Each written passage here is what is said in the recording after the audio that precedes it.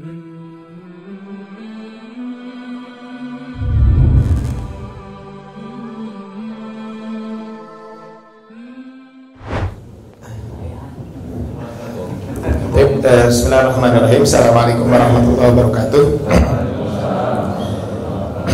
Alhamdulillah rabbil alamin, wassalatu wassalamu ala asyrafil anbiya'i wal mursalin sayyidina wa maulana Muhammadin wa ala alihi wa sahbihi ajmain. Qala Allah ta'ala fil Qur'anil Karim, a'udzu billahi minasyaitonir rajim.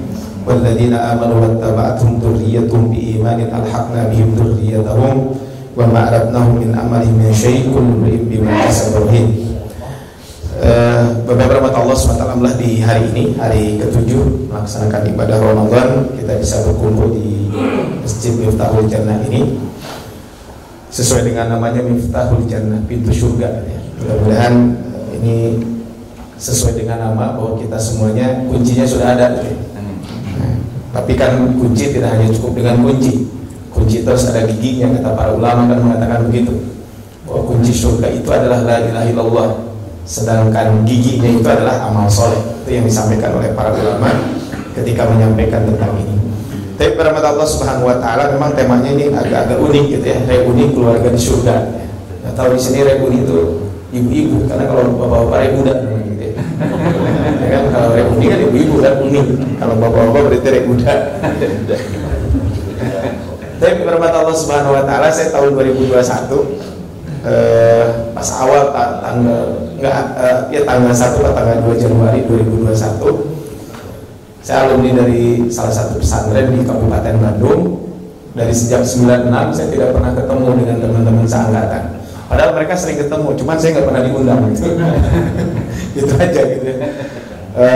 Nah, qadarullah waktu itu saya diundang oleh teman-teman ya untuk berkumpul.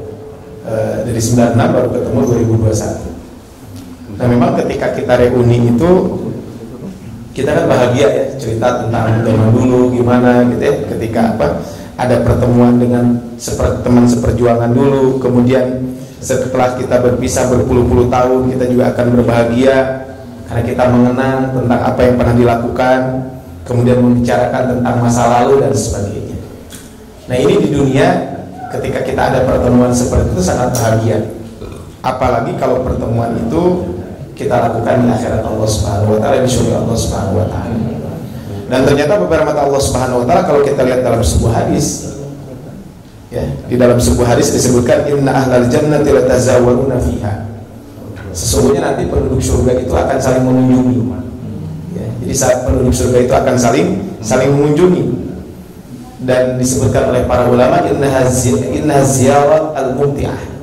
Itulah kunjungan yang saling saling menyenangkan, wal hayatus sa'idah, dan kemudian juga kehidupan yang sangat bahagia, wal unsul ladzi la yanqati, kemudian juga hubungan sosial yang tidak akan pernah terputus, kemudian wal ladatul mustamirrah, dan kenikmatan yang akan terus menerus. Ini adalah kaitan dengan reuni di surga ini. Nah, di hari ini marilah kita sama-sama mentadabburi dua ayat di dalam Al-Qur'an, yang mudah-mudahan dua ayat ini akan memotivasi kita semuanya supaya kita bisa reuni di surga ini. Ya. Yang pertama, beberapa Allah SWT bisa lihat di dalam Al-Quran, ya, di dalam surat di dalam Al-Quran, di dalam surat Ar-Ra'd, ya, di dalam surat Ar-Ra'd ayat ke-23. Allah Subhanahu wa taala mengingatkan kita dalam surat Ar-Ra'd ini, jannatu adnin. Ya. Mereka itu akan dimasukkan ke dalam surga, itu surga Aden. Yadkhulunaha, mereka akan memasuki surga tersebut, wa man salaha min abaihim wa azwajihim wa dzurriyyatihim.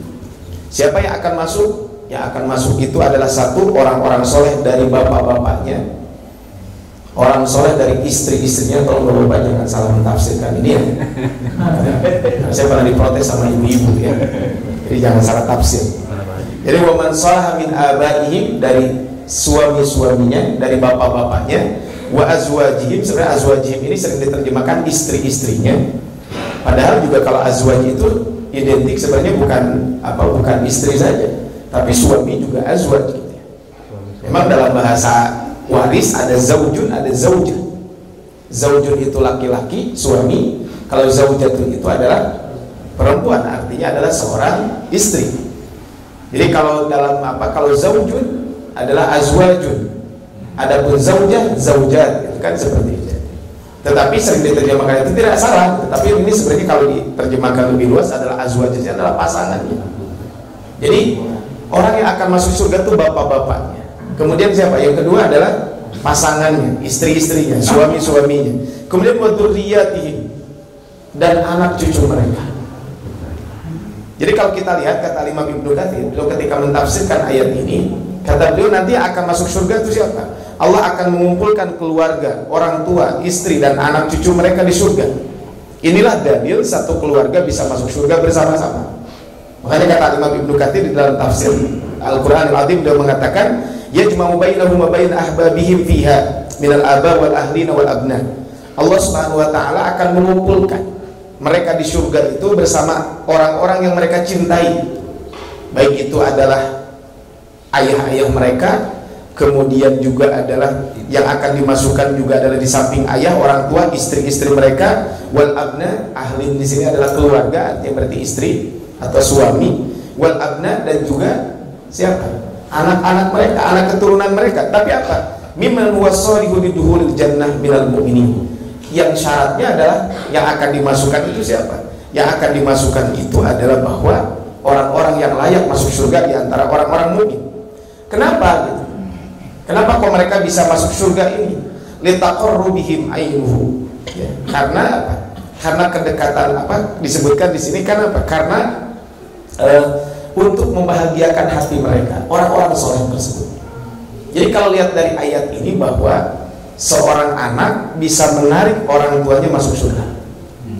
Kan kalau di sini kan Allah jannat yadkhulunaha wa man shalaha min abaihim. Berarti siapa yang soleh dari ayahnya. Berarti kalau kita lihat dari ayat ini bahwa kita sebagai anak, dan tidak ada satu orang pun di sini yang bukan sebagai anak, walaupun sudah punya cucu tetap kita anak. Ya, ada di sini yang tidak punya bapak. Ya, pasti ada bapak. Artinya kita semuanya anak. Nah, wa man shalah min abaihim. Ya, jadi artinya apa? Anak itu bisa menuntun, bisa menarik orang tuanya ke surga. Saya kemarin ada yang nanya, Ustaz, kalau anak kecil puasa yang belum balik, pahalanya buat siapa? Kira-kira pahalanya buat siapa? Ya buat anaknya, bukan buat bapaknya. Ya orang puasa anaknya, kenapa bapaknya dapat pahala? Anaknya, walaupun dia belum balik.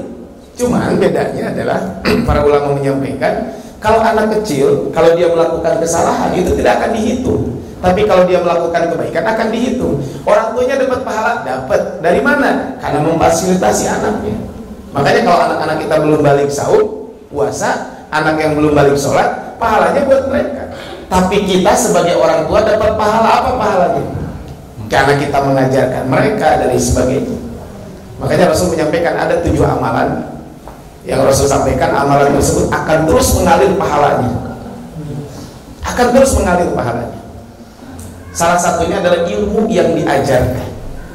Jadi ilmu yang diajarkan, sehingga kalau kita ngajarin kebaikan kepada anak-anak kita, maka insya Allah kita akan kebagian pahala karena kita memfasilitasi. Mandalla ala khairin falahu ajrun misla mandalla ala khairin, siapa yang memberikan petunjuk kepada kebaikan maka dia akan dapat pahala. Apalagi yang kita tunjukin siapa? Anak-anak kita. Kita sering membaca surat Yasin, Pak.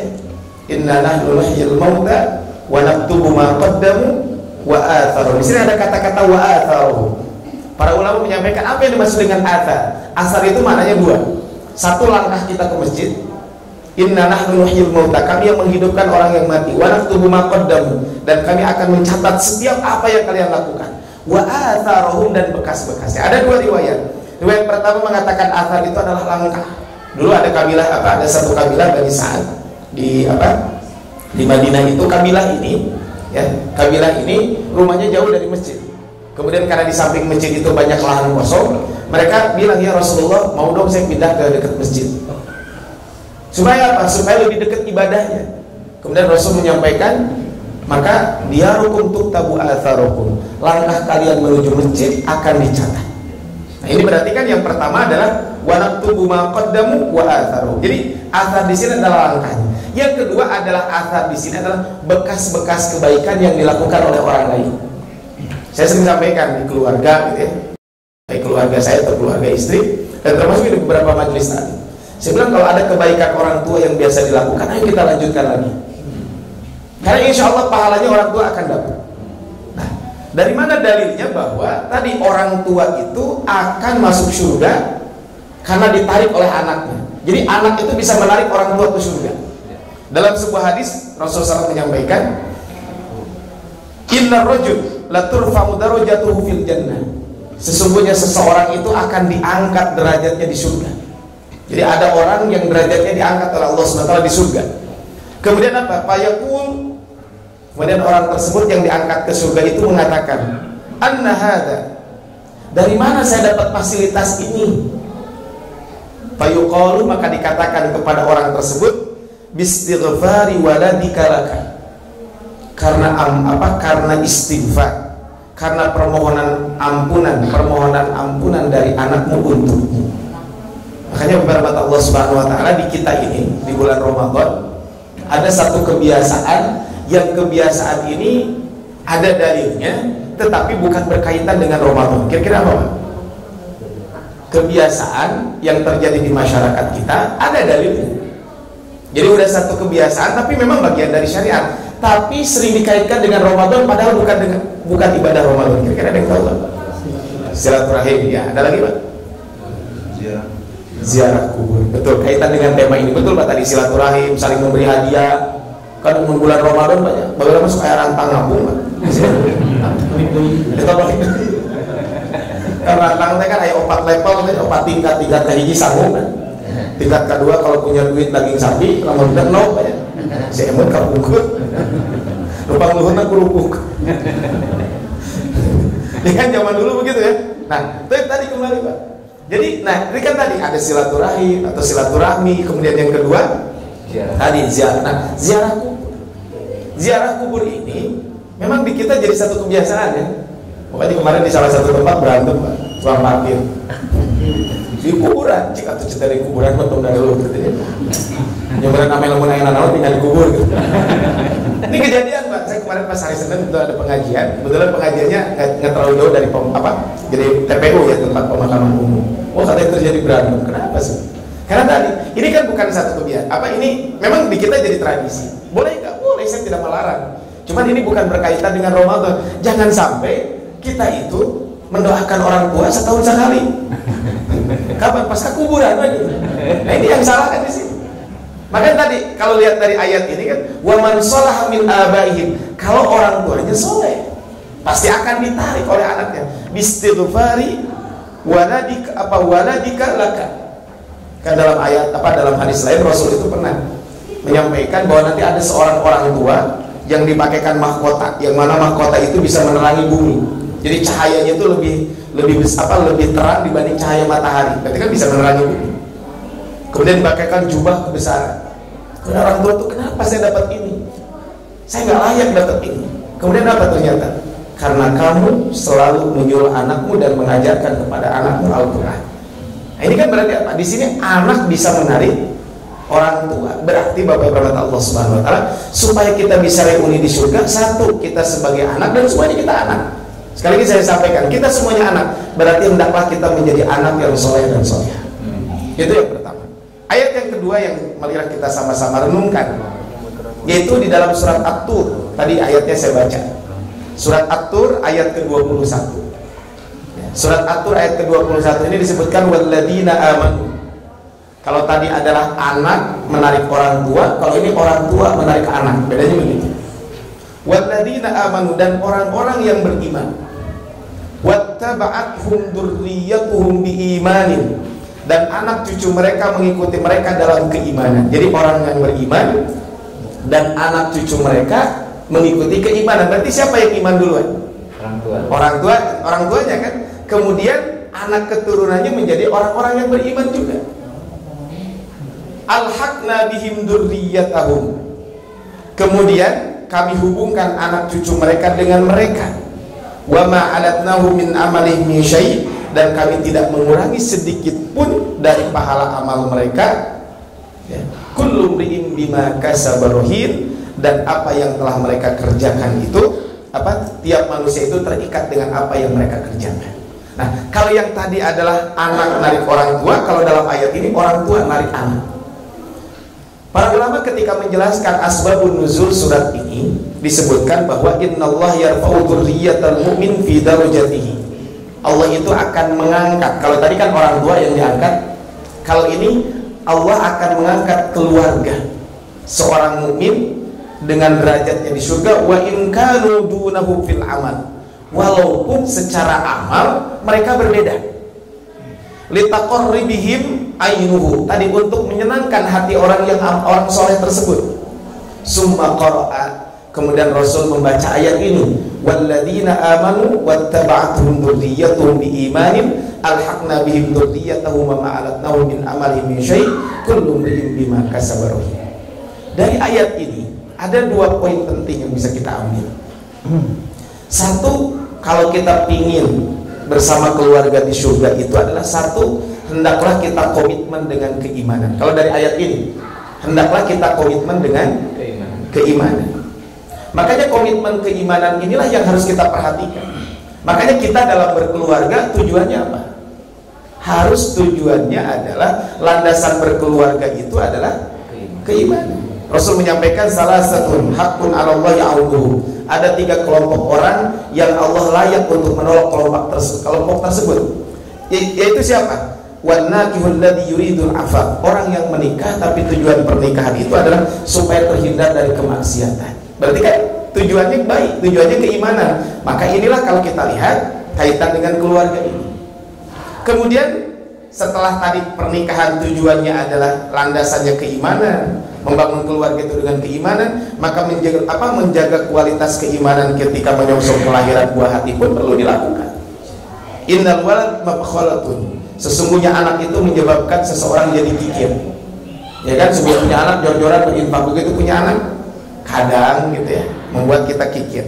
Kemudian majdabatun, ya, majbanatun. Kemudian anak itu juga menyebabkan orang menjadi pengecut.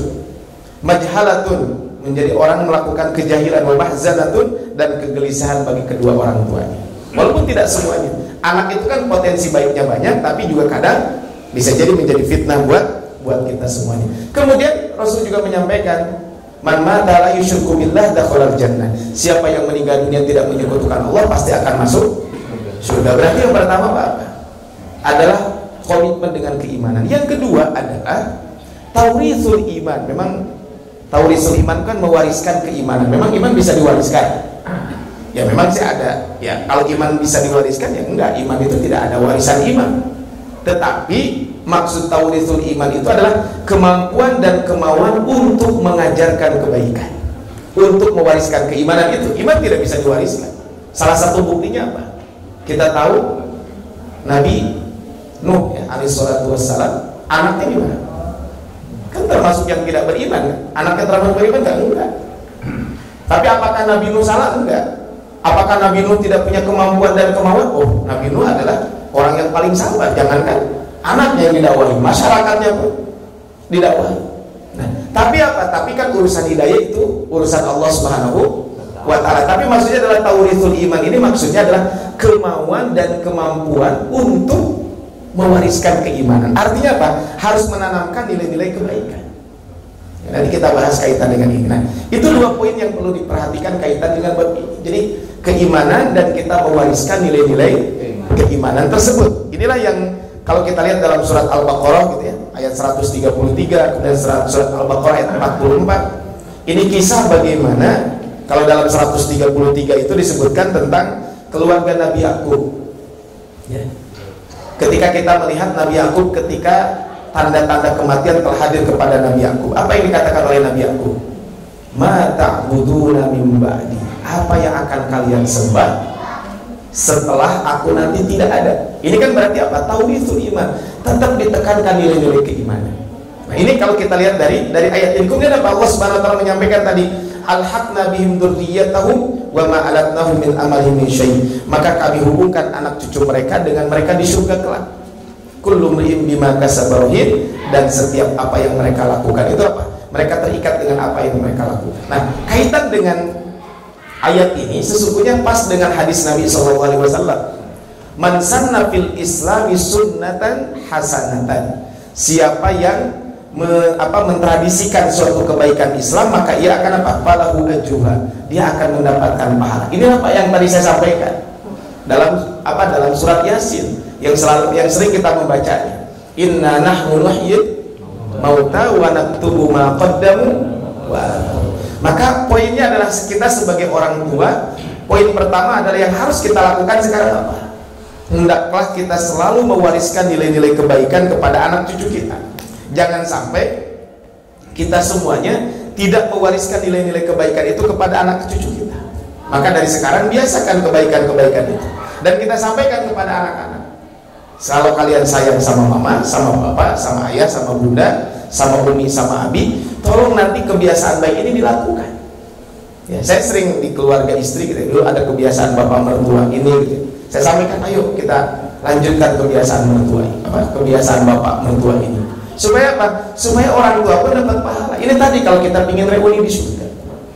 Maka inilah dua poin yang disampaikan kaitan dengan dua ayat. Tapi berkat Allah Subhanahu wa taala dari ayat ini, ya, dari dua ayat ini, ya. Sebenarnya kalau kita lihat tadi kan surat Ar-Ra'd, ya. Di dalam surat Ar-Ra'd di ayat ke-23 kan gitu ya. Tapi kita lihat dulu ayat sebelumnya, Pak. Dalam surat Ar-Ra'd kita bacakan dulu ayatnya dari ayat ke-20. Sebenarnya ayat ke-20 bisa lihat dari ayat dari ayat ke-18 sebenarnya. Kalau kita ingin lihat dari ayat ke-18 sampai ayat ke-21 ya. Jadi ayat ke-18 sampai ayat ke-22. Maka ayat 18 sampai ayat ke-22 ini secara tidak langsung ya, menyebutkan kepada kita apa saja amalan-amalan yang harus dilakukan supaya kita bisa reuni di surga itu. Saya bacakan dulu ayatnya, nanti kita simpulkan dari ayat ini. Lilladzina istajabu li rabbihimul husna. Bagi orang-orang yang memenuhi seruan Tuhan mereka disediakan balasan yang baik. Kan di dalam surat di dalam ayat lain disebutkan lilladzina amanul husna. Bagi orang-orang yang beriman itu akan mendapatkan al-husna. Al-husna di sini apa? Para ulama mentafsirkan al-husna di sini adalah surga. Nah, makanya lilladzina istajabu li rabbihimul husna. Orang-orang yang memenuhi seruan Tuhan mereka akan disediakan balasan kebaikan. Walladzina lam yastajibu lahu. Sedangkan orang-orang yang tidak memenuhi seruan Allah Subhanahu wa taala, law anna lahum ma fil ardi jami'an wa mislahu ma'ahu laftadaw bih. Sekiranya mereka memiliki sesuatu yang ada di bumi dan ditambah sebanyak itu lagi, niscaya mereka akan menebus dirinya dengan itu. Rasul pernah Bapak Ibu lewat ke satu makam. Kan setiap kita punya cita-cita. Ada yang tidak punya cita-cita di sini? Semua punya cita-cita. Tetapi Pak, ada orang yang punya cita-cita pasti tidak tercapai.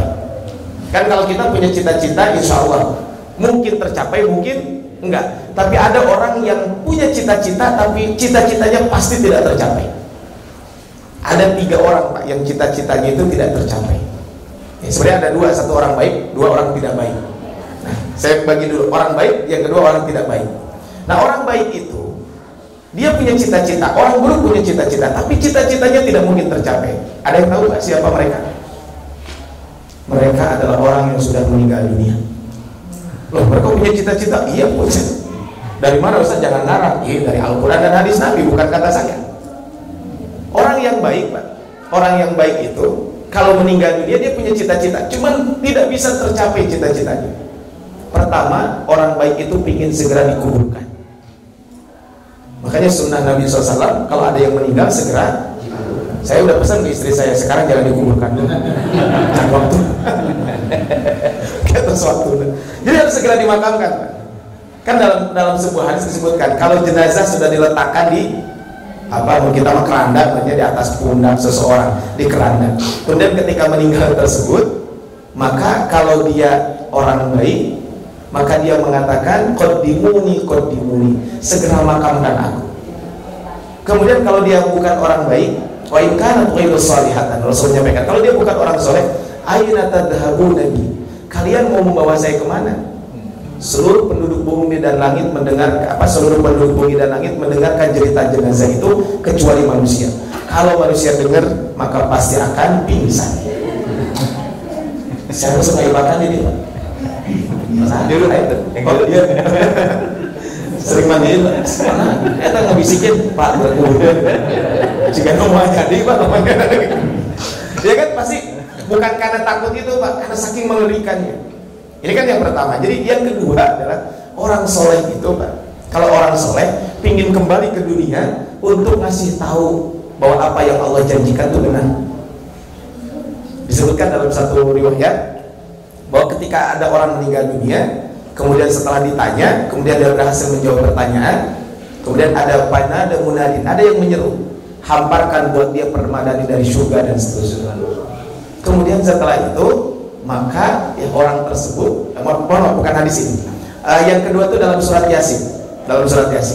Nah dalam surat Yasin kan disebutkan qila dukhulil jannah qala ya laita qaumi ya'lamun bima ghafara li rabbi wa ja'alani minal mukramin. Nah orang-orang ketika itu Pak, ketika orang yang sudah meninggal mendapatkan kenikmatan, kemudian dia izin, ya Allah izinkan saya untuk kembali kepada keluarga saya. Pak ubasyiru ahli, saya akan memberikan informasi kepada keluarga saya. Ada apa yang pernah didatangi oleh orang tuanya yang sudah meninggal? Nggak ada kan? Oh coba tina mimpi, ya, mimpi kan belum tentu. Ini yang kedua. Yang ketiga tadi kaitan dengan hadis tadi adalah dia ingin segera hari kiamat. Cuma masalahnya kan hari kiamat hak prerogatif Allah Subhanahu Wa Taala. Tadi kisahnya ketika dihamparkan pintu surga, dibukakan pintu surga, tapi belum boleh masuk surga, cuma dapat angin surga. Namun di dunia mah angin surga itu paling enak Pak ya. Ada bapak-bapak tasok masih angin surga kayak ibu-ibu. Ibu hilal THR sudah muncul ibu. Udah ya. Hilalnya udah muncul. Tapi kan hilal kan belum tolak al-badru alaina. Bulan purnamanya belum muncul. Nah, tadi kembali Pak. Nah, orang ini kan pingin cita-cita, dia mengatakan ya Allah kapan hari kiamat, tapi kan tidak bisa. Nah, kalau orang tidak baik, ini kaitan dengan tema kita hari, apa dengan yang kita bahas. Kalau dia bukan orang baik, maka dia juga punya cita-cita tiga. Satu Pak, dia pingin kembali ke dunia untuk sholat walaupun 2 rakaat. Nah ini hadisnya, Rasul pernah lewat ke satu makam, kemudian Rasul bertanya, siapa yang dimakamkan di sini? Si fulan. Kemudian Rasul bersabda, orang ini seandainya bisa hidup kembali ke dunia, maka dia ingin kembali ke dunia untuk sholat 2 rakaat. Kemudian pahalanya dipindahkan ke dia, ditambahkan ke dalam catatan amal kebaikannya. Dan dia tidak menginginkan dunia yang kalian miliki. Rakaatani khafifatani, 2 rakaat yang ringan, yang mungkin kita mengabaikan 2 rakaat tersebut. Seandainya ditambahkan kepada amalan tersebut, dia akan memilih, dia tidak akan memilih dunia. Cuman kan masalahnya kalau sudah meninggal kan tidak bisa. Yang kedua ingin bersedekah. Ayatnya jelas, laula akhartani ila ajalin qarib fa asaddaqa wa aqum minas shalihin. Di dalam surat Al-Munafiqun ya. Wa anfiqu mimma razaqnakum min qabli an ya'tiya ahadakumul maut fa yaqulu rabbi laula akhartani ila ajalin qarib fa asaddaqa wa aqum minas shalihin. Kemudian yang ketiga, orang yang meninggal dunia itu ingin melakukan kebaikan-kebaikan. Ya kalau dia bukan orang baik, ingin kembali ke dunia, ingin melakukan kebaikan-kebaikan. Lihat dalam surat Al-Mu'minun ayat 99 sampai ayat 100. Ketika datang kepada mereka kematian, qala rabbi rji'un, ya Allah kembalikan aku ke dunia, la'alli a'malu shalihan fi ma taraktu, mungkin aku bisa mengamalkan amal soleh yang dulu kami tinggalkan. Nah, ayat ini menyebutkan tadi orang yang segera merespon panggilan Allah Subhanahu Wa Taala, dia akan mendapatkan al-husna. Ibadah saum yang kita lakukan di ayat 186 kan ada satu ayat yang tidak berkaitan dengan saum. Ayatnya apa? Ayat tentang doa. Wa idza sa'alaka ibadi anni fa inni qarib ujibu da'watad da'i idza da'ani falyastajibu li wal yu'minu bi la'allahum yarshudun. Itu ayatnya. Kemudian ayat 19, kita langsung ke ayat 20 aja. Kemudian ayat ke-20, alladzina yufuna bi ahdillahi wa la yanquduna al-mitsaq. Yang di ayat ke-20, orang yang akan mendapatkan tadi reuni di surga itu siapa? Orang-orang yang memenuhi janji Allah dan tidak melanggar perjanjian. Ini kan melanggar perjanjian. Kita semua ini kan sudah berjanji, alastu bi rabbikum qalu bala syahidna. Termasuk juga mungkin janji dengan manusia. Makanya alladzina yufuna bi ahdillah, mereka orang-orang yang telah memenuhi janji Allah dan tidak melanggar perjanjian tersebut. Kemudian ayat ke-21, walladzina yasiluna ma amara Allah bihi ayyusal, dan orang-orang yang menghubungkan apa yang diperintahkan Allah agar dihubungkan. Jadi Berarti disinilah yang disebut dengan silaturahmi. Bapak Ibu kalau menyebut silaturahmi dalam hadis Nabi atau dalam ayat Al-Quran, yang dimaksud dengan silaturahmi itu adalah menyambung tali persaudaraan. Memang para ulama berbeda pendapat. Batasan saudara itu apa? Sebagian ulama mengatakan batasan saudara itu adalah ahli waris. Sebagian lagi mengatakan yang disebut dengan silaturahmi dalam konteks ayat-ayat dan hadis yang berbicara silaturahmi itu adalah setiap orang yang memiliki hubungan nasab dengan kita.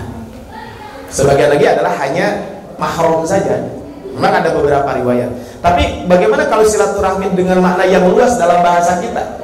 Kalau dalam kamus besar bahasa Indonesia kan silaturahmi itu kan menyambung tali persaudaraan dan tali pertemanan. Dalam hadis kalau menyambung tali pertemanan namanya ziarah. Salah nggak silaturahmi itu maknanya dengan bahasa kita? Enggak, kita juga tidak menyalahkan. Tapi tadi kalau dalam ayat atau hadis ada makna apa silaturahmi itu adalah maksudnya dalam menyambung tali persaudaraan. Makanya Imam Nawawi di dalam kitab Riyadhus Shalihin menyebutkan tentang bab silaturahmi ini. Al-Imam Ibnu Hajar di dalam kitab Bulughul Maram min Adillatil Ahkam ketika berbicara tentang hadis-hadis fikih itu di ujung bab Al-Imam Ibnu Hajar menyebutkan tentang Kitabul Jami. Salah satunya di situ beliau menyebutkan tentang dalam Kitabul Jami adalah babul birri wassilah. Bab berbuat baik kepada orang tua dan berbaik secara umum sebagai wasilah dan menyambung silaturahmi. Bapak Ibu, menyambung silaturahmi itu ada 3 cara. Ada 3 cara. Yang 2 dilakukan, yang 1 jangan. Yang pertama adalah menyambung silaturahmi kepada orang yang memutus silaturahmi. Nah, ini yang paling berat. Jadi kurang terbuka dulu, gitu nya PKI jide, gitu. Terus kita bantu. Nah, ini kan yang paling berat. Gitu. Rasul menyampaikan laisal wasil bil mukafi. Yang namanya silaturahmi itu bukan balas budi. Jadi kalau dia berkunjung kita balas kunjungan, itu namanya balas budi. Walakinnal wasil. Tapi Rasul menyampaikan, tapi orang yang menyambung silaturahmi itu siapa? Orang yang apabila terputus silaturahminya kita sambung. Ada orang mengadunya, Rasulullah, saya punya saudara, saya sambung silaturahmi, dia memutus. Saya berbuat baik, dia malah berbuat jelek kepada saya, dan seterusnya. Kemudian Rasul menyampaikan, seandainya apa yang kamu katakan itu benar, maka selama itu kamu akan selalu mendapatkan pertolongan Allah. Jadi Bapak Ibu, yang menyambung silaturahmi itu yang paling berat yang ini, maka derajatnya paling tinggi. Yang kedua, menyambung silaturahmi itu adalah menyambung orang yang menyambung silaturahmi dengan kita. Nah, ini mah biasa. Nah, yang ketiga adalah ini yang dilarang, yaitu memutus tali silaturahmi. Nah, kemudian berikutnya dalam ayat ini disebutkan wa yakhshawna rabbahum wa yakhafuna su'al hisab. Mereka semuanya adalah takut kepada Allah dan mereka takut daripada su'ul hisab, yaitu kepada hisab yang buruk. Kan disebutkan fa amma man utiya kitabahu bi yamini fasawfa yuhasabu hisaban. Kan ketika itu ada orang yang akan masuk surga 70.000 tanpa hisab. Ada kan 70.000 tanpa hisab. Kemudian Sayyidah Aisyah pernah menyampaikan, ya Rasulullah, bagaimana fasawfa yuhasabu hisaban yasira? Padahal dalam hadis Rasul menyampaikan tidak ada seorang pun yang dihisab kecuali pasti akan disiksa. Terus apa hubungannya gitu ya? Kok ada hisaban yang ringan tapi siapapun yang dihisab pasti akan disiksa? Maka Rasul menyampaikan kaitan hadis dengan ayat ini. Beliau menyampaikan bahwa orang yang dihisab dengan hisaban yang mudah itu dia hanya ditampakkan saja. Jadi bahasanya kemudian hanya laporannya pasti diterima, tidak ada sanggahan. Kalau kita main LPG langsung diterima lah, cuman kan tetap harus dilaporkan. Nah, ini adalah fasawfa yuhasabu hisaban yasira. Kemudian berikutnya ayat 22, walladzina sabaru ibtigha'a wajhi rabbihim. Yang berikutnya adalah orang-orang yang sabar mengharap keridhaan Tuhannya. Artinya orang yang sabar. Kemudian wa aqamus shalah, mereka mendirikan salat. Wa anfaqu mimma razaqnahum sirran wa alaniyah. Mereka menginfakkan harta di jalan Allah Subhanahu wa taala baik secara sembunyi-sembunyi ataupun terang-terangan. Wa yadra'una bil hasanati sayyi'ah, dan mereka menolak kejahatan dengan kebaikan. Ulaika lahum uqbadar, dan itulah yang mendapatkan tempat kesudahan yang baik. Barulah di ayat ke-23 tadi saya sampaikan, jannatu adnin, tempat kembalinya itu yang baik itu adalah surga adn. Nah, ibarat Allah Subhanahu wa taala dari dari ayat-ayat ini maka kita bisa mengambil kesimpulan bagaimana supaya kita bisa diundi di surga ini. Dari ayat-ayat tersebut, satu, hendaklah kita menjaga keimanan keluarga kita. Nah, ini kan iman ini paling berat, Pak, ya. menjaga keimanan ini adalah paling berat. Makanya ayat Ramadan yang sering kita dengar apa? Ya ayyuhalladzina amanu. Kenapa tidak ya ayyuhal mu'minun? Kan qad aflahal mu'minun, kan terjemahnya al-mu'minun kan orang-orang yang beriman. Kalau alladzina amanu yang beriman juga kan. Nah, para ulama menyampaikan kenapa di dalam surat Al-Mu'minun qad aflahal mu'minun, sungguh telah beruntung orang-orang yang beriman. Tetapi dalam ayat Saud ya ayyuhalladzina amanu, wahai orang-orang yang beriman, apa bedanya? Para ulama menyampaikan begini. Sifat yang disebutkan dengan menggunakan kata kerja, kan alladzina amanu kan amanu kan kata kerja. Sifat yang disebutkan menggunakan kata kerja, maka sifat tersebut ya, sesungguhnya belum konstan, belum stabil, masih fluktuatif. Makanya ayat-ayat yang dimulai dengan ya ayyuhalladzina amanu biasanya setelahnya perintah untuk kita laksanakan atau larangan untuk kita jauhi. Ya ayyuhalladzina amanu kutiba alaikumusiyam, ya ayyuhalladzina amanu taqullaha haqqa tuqatih. Ini kan perintah. Larangan, ya ayyuhalladzina amanu la taqrabus salata wa antum sukara, ya ayyuhalladzina amanu taqullaha wa dharu ma baqiya minar riba, ya ayyuhalladzina amanu la taqulur riba adhafan mudha'afah. Ini kan tentang riba. Jangan sampai salah paham ya, karena ada kajian di salah satu tempat ya. Janganlah kalian memakan riba berlipat-lipat. Oh, berarti cuma bersalipat mau menang. Riba itu haram kena langsung 50%. Ya langsung 5% itu haram. Ayat ini memang tidak salah kalau kita baca ayat ini. Tapi kan ayat ini turun sebelum surat Al-Baqarah 275 turun. Wa halallahu al-bai'a wa harrama riba. Maka perlu juga baca asbabun nuzulnya gitu ya. Ada juga ya, kalau salah paham kan bahaya tadi Pak, la taqrabus sholata wa antum sukara. Jangan sholat ketika mabuk. Berarti kalau mau sholat menang mabuk. Ya kalau baca ayat itu mah tidak boleh Pak. Coba lihat.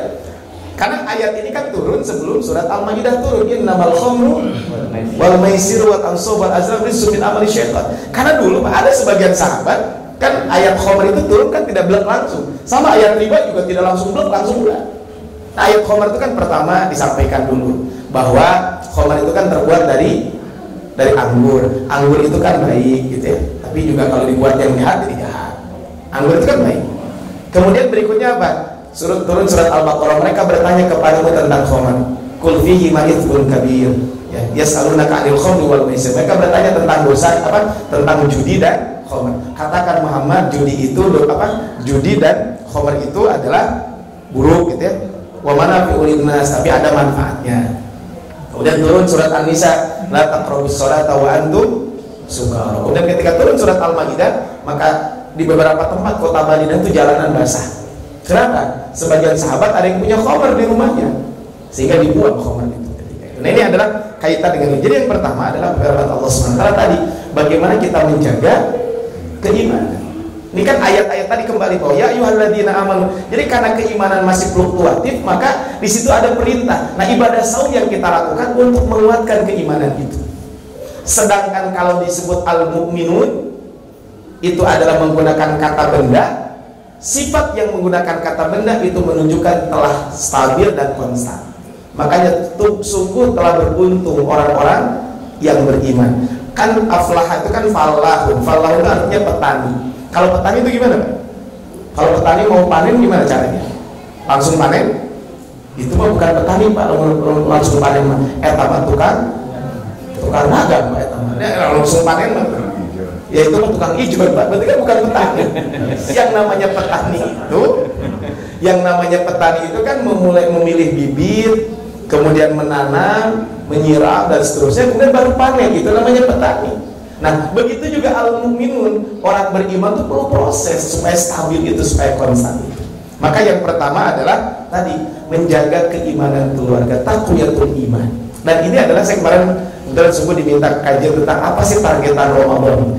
Nah, targetan Ramadan kita Pak, yang pertama adalah salah satunya adalah taqwiyatul iman, menguatkan keimanan. Jadi keimanan kita dan anak keluarga kita. Karena tadi ayatnya walladzina amanu wa man shalaha min abaihim. Kan artinya apa? Syaratnya harus beriman dulu. Yang kedua adalah membiasakan amal soleh dalam keluarga. Yang kedua adalah membiasakan amal soleh dalam keluarga. Kan banyak ayat-ayat perintahkan anak kita untuk sholat usia 7 tahun. Kalau 10 tahun nggak mau sholat, dipukul kan begitu. Dan banyak Pak ayat-ayat yang berbicara tentang itu, termasuk juga tentang sedekah. Saya ingat dulu di salah satu tempat ya, pas saya dulu ketika kuliah, pas berkunjung ke salah seorang dosen, itu menarik Pak. Di rumah dosen itu ada kotak infak. Jadi di rumah itu ada kotak infak. Nah kotak infak itu buat siapa? Buat keluarganya.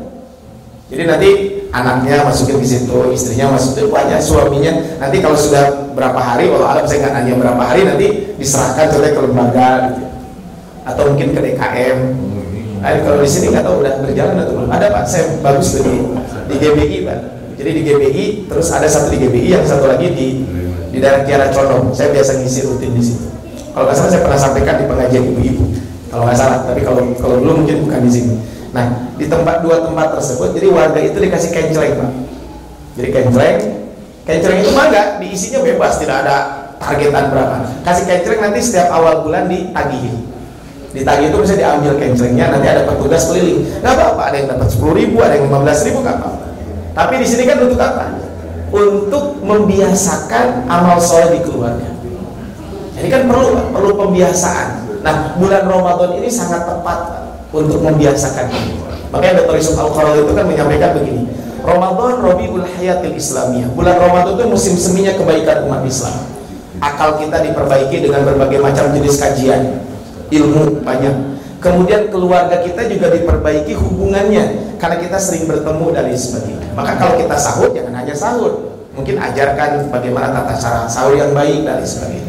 Rasul itu terbiasa membiasakan amal soleh. Makanya ketika ada seorang anak yang makan, anak yang makan, membahasa orang memakan itu ngarongkong gitu, ngarongkong itu bahasa Indonesia ya. Itu bahasa Perancis ya, perapatan Ciamis. Jadi kalau makan suka ngambil yang jauh. Nah, Rasul ingatkan, Bismillah, makanlah dengan menyebutlah dengan nama Allah ketika makan. Wa kul biyaminik, makanlah dengan tangan kanan. Wa kul mimma yalik, dan makanlah yang terdekat. Nah, ini kan membiasakan amal soleh. Makanya kalau ada kerupuk kayak daging berarti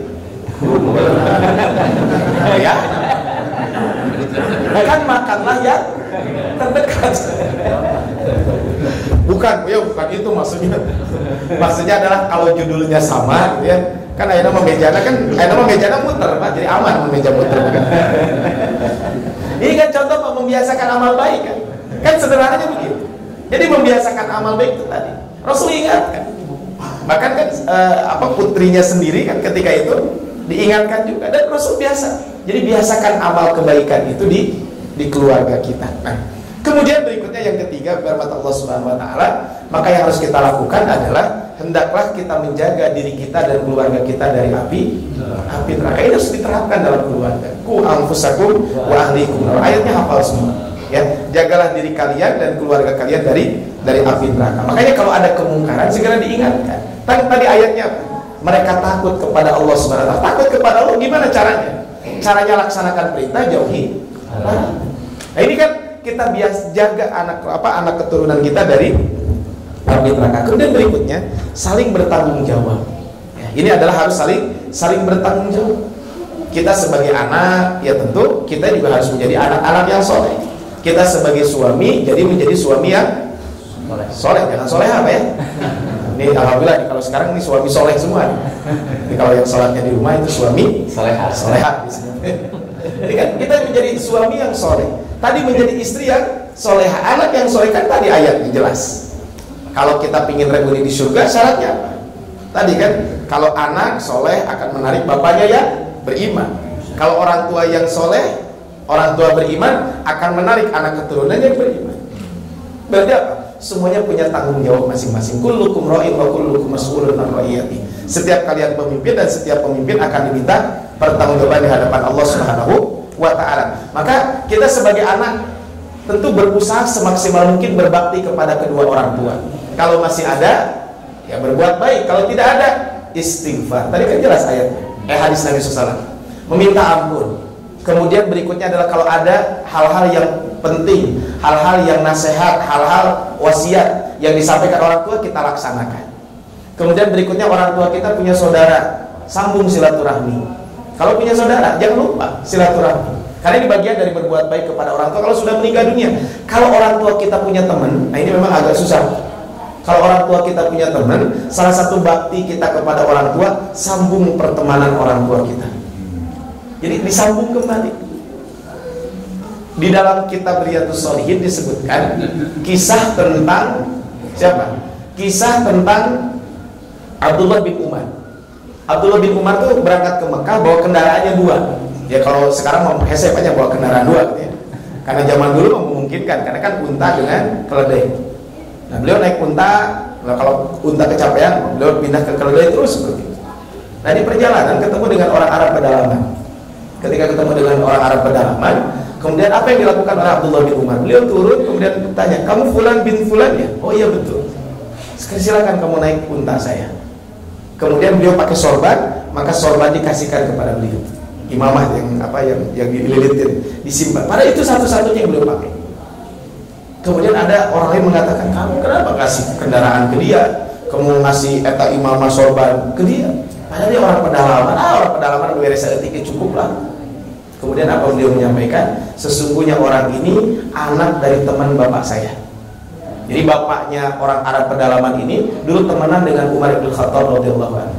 Dan Rasul menyampaikan dalam sebuah hadis, sesungguhnya di antara bakti kita kepada orang tua kita adalah kita menyambung pertemanan, tali pertemanan dengan siapa? Dengan teman orang tua kita. Nah memang mungkin PR Pak buat kita nih bapak-bapak ya. Ya kita kenalkan dengan teman-teman kita gitu ya. Jadi nggak apa-apa kita kenalkan ini teman ayah, ini teman bunda gitu ya dan sebagainya. Tentu niatnya untuk kebaikan. Makanya Pak kalau reuni itu ya kan biasanya reuni bapak-bapak kumpul, ibu nanti diajak. Ibu-ibu reuni, bapak-bapak nanti diajak. Bagus kan kalau diajak karena kita kan teman kan. Nanti anak kita juga jadi tahu ini teman ibu saya dulu. Kan teman bapak saya dulu dari sebagainya. Sehingga kalau kita sudah tidak ada nanti anak kita bisa tetap menyambung silaturahmi. Apalagi bisa jadi bebesanan kita dan awak. Besan ya Pak, besan. Tolong ngaruh lagi bahasa. Nah, kemudian berikutnya yang terakhir karena sudah jam 6 ya. Yang terakhir adalah jangan hanya memikirkan materi saja dalam keluarga. Jadi kadang kita lebih sibuk dengan materi tapi bab keimanan adalah kurang. Makanya tadi ayatnya yang kita sampaikan. Am kuntum syuhada id hadara Yaqubal maut. Idz qala li banihi ma ta'buduna min ba'di. Nabi Yakub ketika akan meninggal dunia apa yang beliau pikirkan? Bukan masalah harta tapi masalah ibadah, masalah tauhid. Bukan berarti harta tidak penting, enggak, harta juga penting. Dalam satu riwayat Rasul kan pernah ada Sa'ad bin Abi Waqqas ketika beliau sedang sakit keras dijenguk oleh Rasul. Ketika dijenguk oleh Rasul, ya Rasul saya orang kaya, bukan sombong, harta saya banyak, anak saya perempuan cuma 1. Ya Rasul boleh nggak kalau saya meninggal nanti saya wasiatkan 2/3 untuk saya sedekahkan. Bisa kebayang Pak ya, sepertiganya sakumaha berarti lobana gitu ya. Kemudian setelah itu nggak boleh kata Rasul kebanyakan. Bagaimana kalau setengah? Jangan kebanyakan. Bagaimana kalau sepertiga? Cukup. Sepertiga saja sudah cukup. At-thuluts wa thulutsul katsir. Nah bukan ininya Pak, cuma di akhir hadisnya Pak. Innaka antadara warathataka aghniya. Kamu tinggalkan anak keturunanmu dalam keadaan kaya, berkecukupan. Ya.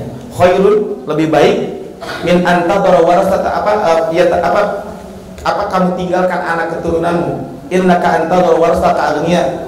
Lebih baik kamu meninggalkan keluarga dalam keadaan berkecukupan daripada kekurangan apa? Ya takaffafunan nasa. Daripada dia nanti harus meminta-minta kepada orang. Artinya penting, tapi ada yang jauh lebih penting apa? Akidah. Saya kebetulan sering menangani warisan.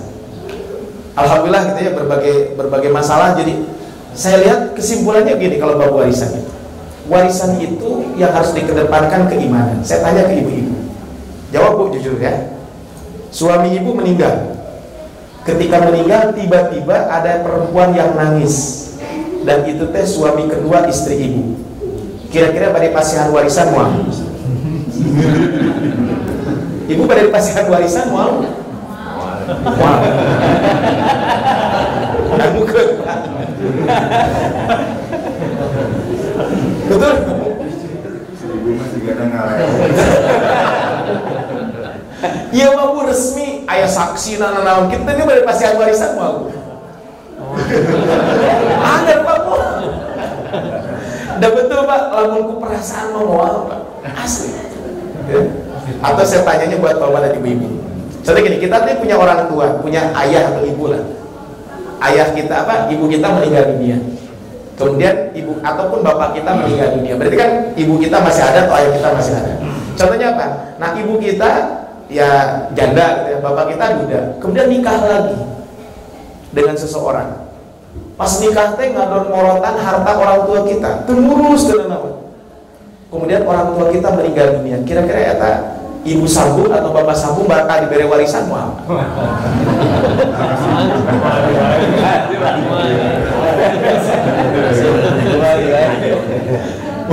Mau dileo Pak? Saya terus kebakar dileo. Ini kan Pak kalau bukan karena iman, kenapa? Karena yang dipikirkan materi. Dan ini kejadian Pak di keluarga saya cerita ini bukan ini. Kejadian di keluarga saya, di keluarga istri. Ini nggak apa-apa saya cerita ya. Ibu mertua dan bapak mertua, ibu mertua meninggal. Kemudian bapak mertua menikah lagi. Ya alhamdulillah hubungannya baik lah, walaupun ya namanya keluarga yang mungkin ada, ini yang biasa. Kalau ditanya Pak kakak ipar saya kan begitu bapak meninggal dunia, kan otomatis begitu bapak menikah lagi, memang bapak sudah tidak usaha. Dalam konteks tidak usaha itu bapak punya usaha, tapi usaha itu sudah dijalankan oleh anak-anaknya. Jadi bapak mah tinggal dalam fokus ibadah lah, bahasa kitanya begitu. Pas begitu meninggal, saya tanya ke anak-anak, ke kakak-kakak saya. Saya sih waktu itu nggak mau ngomong apapun, cuman karena saya diminta pendapatnya. Saya bilang kakak, teteh, Ridho, itu masih hartos kan ibu. Ya ibu, maksudnya istri bapak kan, istri sambung bapak, apa bukan istri sambung, ibu sambung, teteh, sadaya. Atau dapat lumayan Pak, ya saya tahu lah berapa, nah, saya mau nganturkan itu lah. Tapi saya bilang sebelum saya antarkan uang ini, tolong diikhlaskan dulu. Karena walaupun ikhlas, agar perlu dibikin. Ikhlas ya agar. Gitu. Jadi ibu-ibu walaupun ibu tadi mual, agar teteh kudu dipastikan karena itu hak orang lain. Tapi kalau keimanan yang ditanamkan, insya Allah tidak jadi masalah. Memang kalau hati nurani mah mual tuh Pak kabayang ibunya, ibu teh berjuang dengan suami duaan, pas giliran suami meninggal kudu bagi dua. Istilah kurang sudah mana Pak temais temeuleuh gitu nya. Ujung-ujung. Nah, tapi kan tadi, makanya anak kita itu yang harus ditanamkan. Saya banyak kasus keluarga yang masalah warisan, masalah itu karena apa? Karena tadi mungkin pikirannya materi dan seterusnya. Tapi insya Allah Bapak Ibu, kalau yang kita tanamkan nilai-nilai kebaikan, nilai-nilai keimanan, bukan hanya materi semata, maka insya Allah kita semuanya akan bisa berkumpul di surga. Kan kebayang Pak, kalau kita meninggal dunia, harta kita banyak, kemudian justru anak kita malah berantem dengan harta tersebut. Berarti kan ada sesuatu. Berarti kan, kenapa? Karena berarti kalau ada sesuatu berarti urusan dunia bukan urusan agama. Sebagai terakhir dari saya, nasihat dari guru kami ya, pernah menyampaikan begini, orang itu akan berantem bukan karena ibadah, bukan karena keimanan. Orang itu berantem karena urusan dunia. Nah berarti kan kalau ada adi lanjut musuhan, kira-kira urusan apa? Mau mungkin, mana mah getol pisan tahajud, kurang izin. Ayo pun gitu. Bapak ibu teh buka lancet, buka adi gitu, nih mana mah ngaji teh getol-getol teh puasa teh sabar kelihatan. Mesti kali, orang sekali kecap izin berapa kali air gitu. Saya yakin mah ayah. Pasti urusan. Makanya jangan fokus materi terus, tapi justru yang kita perhatikan adalah akidah. Materi penting, tapi bukan semua. Baik Bapak Ibu, itu saja yang bisa sampaikan. Mudah-mudahan bermanfaat. Jadi nanti silakan tadabburi surat Ar-Ra'd ayat 18 sampai 23 dan surat At-Tur ayat ke-21 kalau kita ingin reuni di surga. Itu barangkali agak ayat tafadhal masykur. Alhamdulillah. Jazakumullah. Baik Bapak Ibu semua, silahkan kalau ada Bapak Ibu semua yang mau bertanya tentang keluarga, ya, bagaimana kita bisa berkumpul dengan keluarga kita di surga. Mangga silahkan. Biasanya 1, 2, mulai ibu dulu, mangga. Ada lagi. Sebentar. Siapa lagi? 1, 2, 3, 4. Ustaz Nanda kayak semangat ya. Suruh ke Bandung.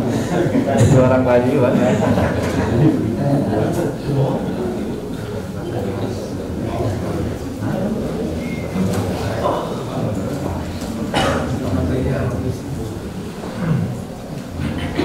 Sebentar Ibu ya. Atau langsung aja enggak? Yang keras ya Bu ya. Pasti tadi kena pusi ibu nak.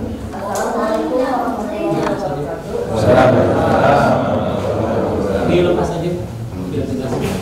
Ustaz mau bertanya, salah satu rasulnya kebangkitan umat Islam itu kan bahasa Arab ya Ustaz ya, yang maksudnya bahasa Arab. Yang saya mau tanyakan, bagaimana supaya kita itu semangat gitu, maksudnya untuk belajar bahasa Arab, karena selama ini saya pribadi gitu ya Ustaz ya, selama bertahun-tahun belajar bahasa Arab lumayan agak ini gitu lama gitu ya. Nah, menanamkan kepada diri kita sendiri gitu ya, sama keluarga, bahwa bahasa Arab itu sangat penting untuk diri kita. Karena apa? Karena untuk memahami Al-Quran itu kan dengan bahasa Arab gitu. Gimana caranya supaya kita tuh lebih semangat lagi gitu untuk memahami bahasa Arab. Terima kasih Ustaz. Ya. Waalaikumsalam warahmatullahi wabarakatuh. Boleh dijawab langsung kan atau Dijawab aja nggak apa-apa. Jawab langsung aja. Memang Bu gini Bu, belajar bahasa Arab itu mudah. Yang susah itu sabarnya. Tahu Bu? Jadi belajar bahasa Arab itu mudah. Ya, yang susah itu sabarnya. Itu aja sih sebenarnya gitu ya. Jadi yang mudah tapi yang susah sabarnya. Nah, bagaimana supaya belajar bahasa Arab kita ini diberikan kemudahan oleh Allah Subhanahu wa taala? Yang pertama adalah itu tadi harus niat kita harus tulus. Niat kita harus tulus karena Allah Subhanahu wa taala. Yang kedua, perlu komunitas Bu. Kan ada belajar bahasa Inggris juga susah kan sebenarnya. Tapi kan ada kampung Inggris, ada kampung apa kan bagus. Nah, memang perlu ada komunitas Bu. Memang harus ada komunitas. Kampung Arab. Apa kita serima. Itu Bu yang kedua ya. Nah, yang ketiga memang yang ketiga tadi kita ketika orang mundur jangan sampai kita mundur terus aja seperti itu ya. Jadi memang tadi intinya mah harus ada keikhlasan dari awal, karena ikhlas itulah yang akan menguatkan motivasi kita. Ada seorang ulama menyampaikan begini, mana yakunu lahu la yanfa'u wa la yadur. Amalan yang dilakukan tidak karena Allah pasti tidak akan kekal. Amalan yang dilakukan tidak karena Allah pasti tidak akan istiqomah dan tidak akan ada manfaatnya. Kan dulu ada ketika pemilihan pilek ya, ayo kumbang karpet tamasnya ditahin deui karpet kunaon kan tidak dia tarik kan.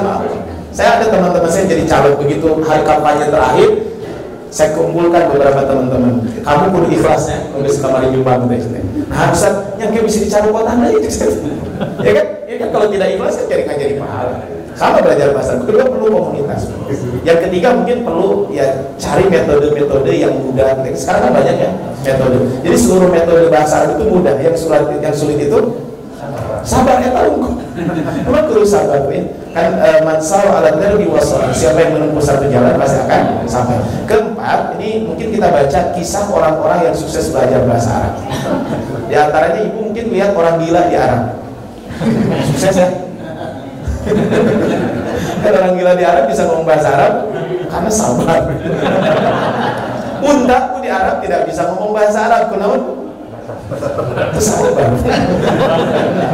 Nah, yang kelima, yang terakhir itu memang harus dipraktekkan bahasa Arab. Jadi kalau nggak dipraktekkan susah. Ya tadi unta juga kan Bapak Ibu pernah umrah haji semua ya, bahkan mungkin ada beberapa pembimbing haji dan umroh ya.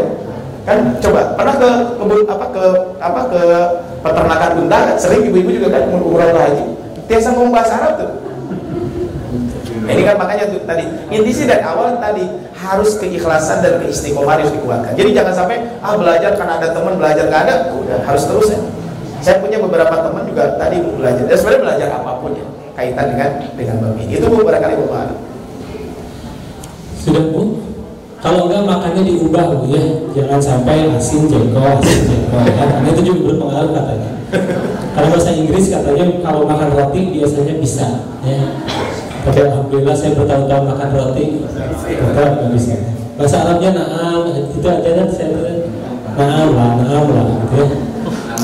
Naam lah. Mangga tadi Bapak Ridwan to the point ya Pak ya? Ya.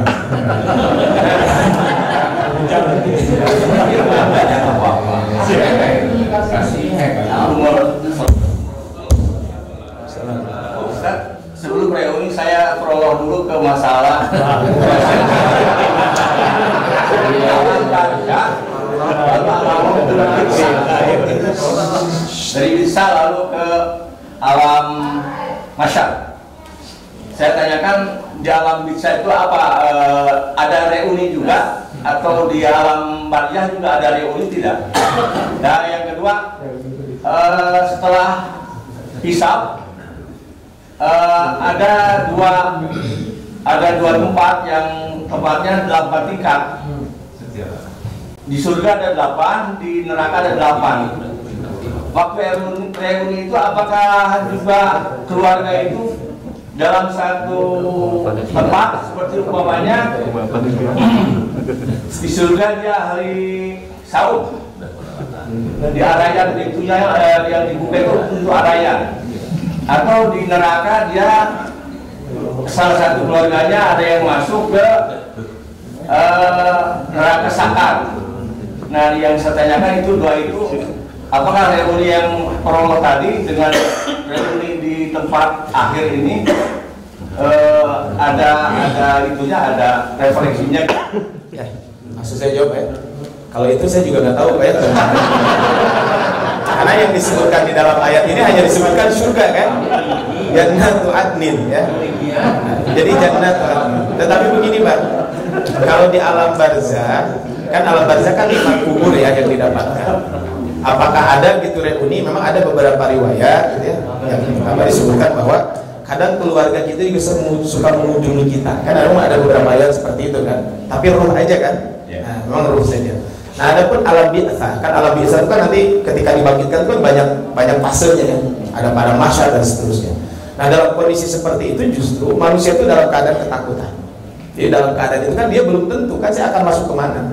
Makanya kan sampai Sayyidah Aisyah mengatakan, Rasul kan mengatakan bahwa kita itu ketika dibangkitkan khufatan uratan ghurla. Kita itu dalam keadaan apa? Tidak pakai sendal, tidak pakai baju selai pun, pokoknya telanjang bulat, belum dikhitan. Ya, ini kan kemudian ketika itu Sayyidah Aisyah mengatakan, ya Rasulullah atau abdi teh izin sebenarnya ninggal sanes gitu ya. Ya kebayang kan? Namanya orang ketika itu kemudian Rasul menyampaikan al-amru asyaddu min hadza. Urusan ketika itu lebih dahsyat daripada yang kamu pikirkan urusan itu. Nah, berarti boro-boro mikirin hal seperti itu. Ya, karena kan dia juga belum tentu kan dia akan mendapatkan. Nah, walau alam kan saya belum menemukan referensi reuni di padang mahsyar gitu ya. Karena ketika di padang mahsyar, ketika biasa itu semuanya masing-masing kan seperti itu. Nah, itu yang pertama. Yang kedua, Pak, yang tadi pertanyaan itu apakah dari surga nuhana? Yang jelas begini Pak, dari bawah tidak boleh naik ke atas. Aturannya begitu.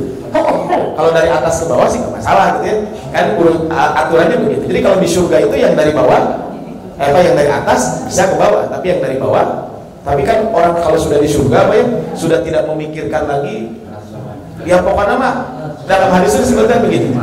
Orang yang masuk surga itu seandainya dari sejak lahir sampai meninggal itu tidak pernah merasakan kenikmatan dan dia masuk surga paling bawah, maka seolah-olah saya ini paling nikmat sedunia. Sehingga tidak kepikiran. Makanya pengantin anyar suka pikiran kan lain tuh Pak. Enggak kan? Karena dia baru tahu bahwa jadi seolah tidak ada kenikmatan yang lebih indah dari itu. Begitu juga di neraka Pak. Seandainya ada orang dari sejak lahir sampai dia meninggal dunia belum pernah merasakan kesulitan sedikit apapun. Baru dimasukkan ke neraka ditanya, kamu pernah merasakan kenikmatan nggak? Nggak pernah sama sekali. Ya kan bisa dibayangkan. Makanya ada dalam sebuah riwayat disebutkan orang itu kan masuk surga berdasarkan levelnya masing-masing. Ketika berdasarkan levelnya masing-masing itu, maka apa? Ketika berdasarkan level masing-masing itu apa yang dilakukan? Maka orang itu salah satunya diuji dengan apa? Dengan musibah. Kemudian orang tersebut mengatakan seandainya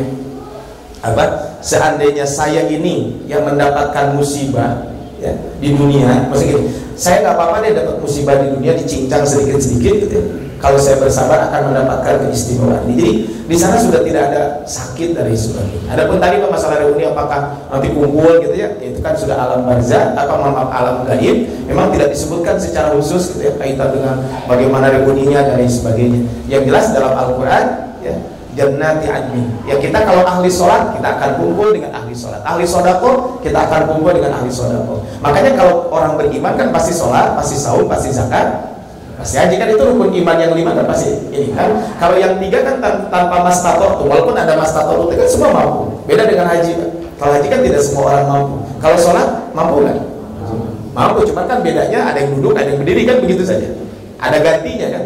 Kalau zakat, ya minimal zakat fitrah kan mengeluarkan. Kalau zakat mal kan itu tergantung kemampuan. Kalau saum wajib kan. Kalau tidak mampu kan ada gantinya fidyah. Kalau haji ada gantinya? Nggak ada. Cuma memang ada amalan yang berpahala seperti haji saja kan. Itu Pak barangkali Allah. Kalau pertanyaannya alam gaib Pak. Bisa dicoba nanti ya Pak ya. Bangga tadi Pak pesan namanya. Ini juga masalah gaibnya seperti Pak.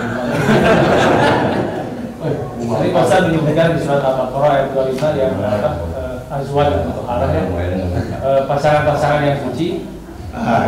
Kemudian kalau dikaitkan juga dengan surat An-Naba ayat 31 sampai 34 sampai tentang orang yang bertakwa akan mendapat kemenangan sampai ke Wakawa Imbaat Seroba. Nah di situ disebutkan gadis-gadis sebaya. Nah apakah yang dimaksud awal di situ apakah pasangan suci itu istri kita atau bidadari yang lain?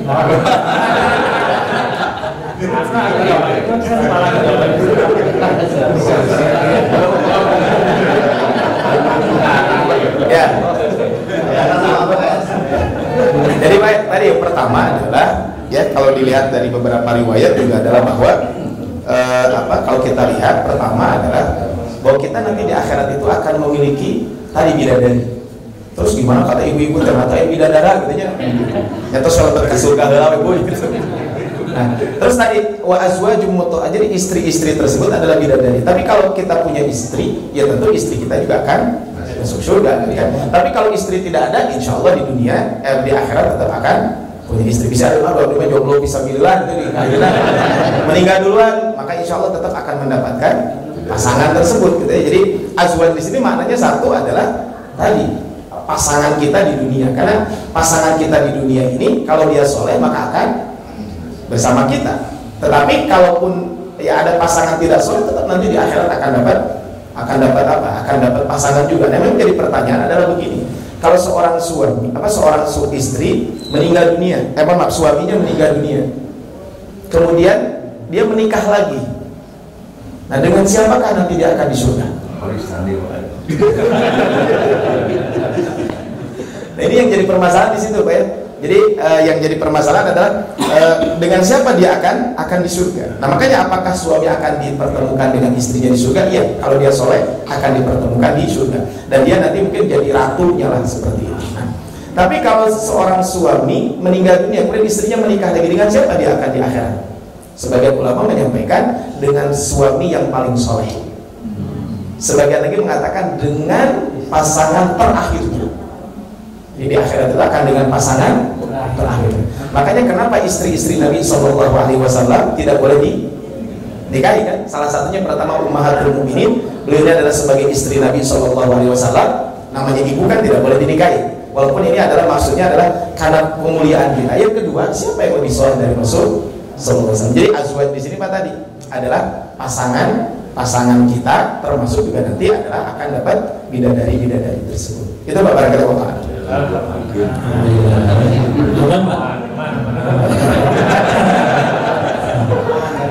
Tenanglah, insyaallah. Kabar ya. Banyak Pak Andi. Ya, Assalamualaikum warahmatullahi wabarakatuh. Assalamualaikum. Tadi dikatakan bahwa seorang anak yang soleh bisa menarik orang tuanya yang soleh ke surga. Nah, misalkan kondisinya seperti misalkan seorang anak itu soleh, terus orang tuanya kurang soleh, atau enggak kita sebagai orang tua insya Allah soleh gitu, pengennya soleh, terus ada anak turunan kita, cucu kita yang kurang soleh, apakah kita bisa membantu atau menjadi syafaat buat keluarga itu gitu, keluarga kita gitu?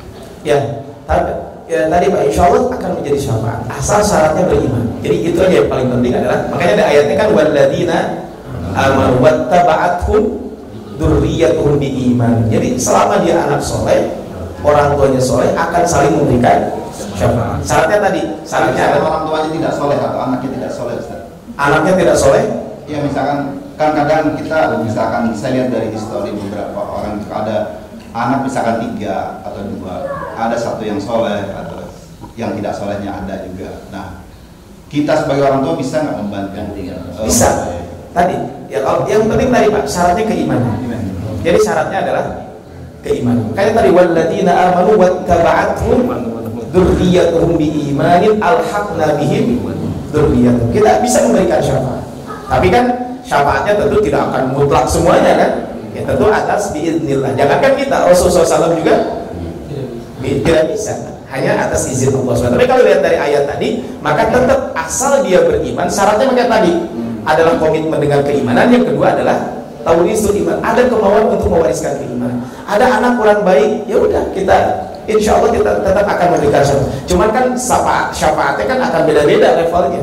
Mungkin hanya syafaat ini saja, tapi bisa jadi anak kita juga justru akan menarik kita ke neraka. Kan bisa menarik ke surga, bisa juga menarik ke neraka. Nah tapi tadi orang tua bisa memberikan syafaat kepada anaknya, bisa kalau dari ayat tadi. Syaratnya tadi asal sama-sama beriman, karena syaratnya adalah harus beriman. Tentu kalau soleh akan lebih mudah kan untuk melakukan itu. Cuman tadi berapa kadar syafaatnya ya tentu akan berbeda-beda, karena setiap orang yang beriman ya, setiap orang yang beriman pasti akan masuk surga, kan tidak ada yang tidak masuk surga. Makanya yang paling penting tadi adalah taurisul iman, bagaimana menekankan keimanan tersebut. Jangankan kita sebagai orang tua, kita punya teman aja itu bisa memberikan syafaat.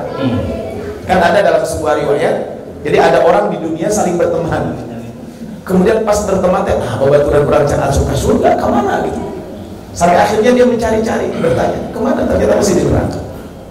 Ya ini kan bahasanya bahasa alam gaib ya, wallahu alam gimana nanti pembicaraannya. Yang jelas dia berkata, ya Allah ini teman saya, dulu ngaji bareng dengan saya, dulu sodako bareng, dulu banyak bareng di masjid, Miftahul Jannah dan sebagainya. Kenapa dia masih di neraka ya Allah?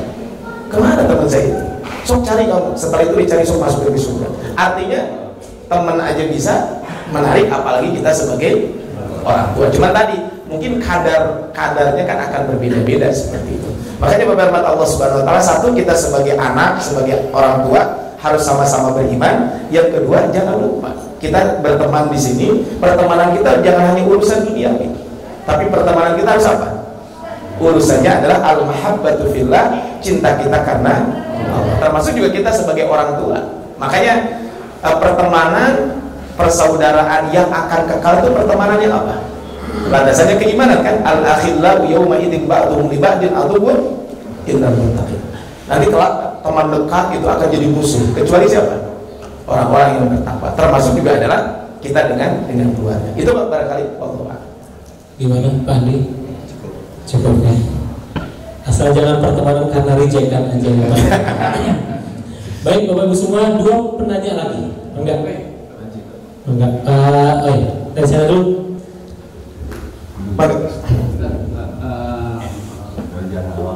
Takut Allah Subhanahu wa taala itu terhadap seseorang kadang-kadang memang tidak diberikan pasangan, oleh Allah Subhanahu wa taala tidak diberikan keturunan. Maka